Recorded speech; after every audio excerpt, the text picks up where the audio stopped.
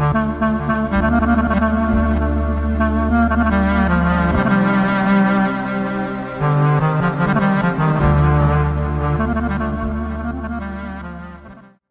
يا صاحبي أوصيك 2 و4، يا صاحبي أوصيك 2 و4، والسابعة أوصيك فيها سارع، فيها النصائح يا رفيقي اسمع وافهم وركز للكلام الواجب. الأوله تضرب حسابك وجمع وارجع لربك خالقك وصانع. الأوله تضرب حسابك وجمع وارجع لربك خالقك والصانع. احفظ صلاتك والتزم ما شرع واتبع رسوله وانتهي للمانع.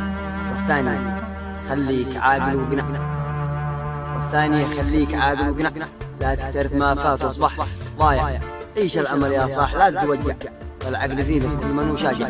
والثالثة لا تأمن الخلق جمع، الناس ما هي نفس كل الطابع، ميز وقايس وادخر من ينفع، واللي يضرك اتركه لا مانع. والرابعة احذر سلاحك يقوى، عند الشدايد ما يكون لك دافع. والرابعة احذر سلاحك يقوى، عند الشدايد ما يكون لك دافع. خلي سلاحك والموان تتشبع، ما بنقول له في حروبك والع. والخامسة اشمخ بقدره وارفع، وجعل مكانه للعلالي رافع. شقيق ظهره لو يقع ما يوقع، وبتفرط او تفرده بايع.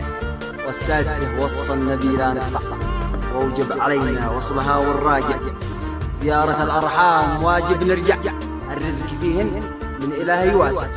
والسابعة فيها رضاهم وطمع، والسابعة فيها رضاهم وطمع.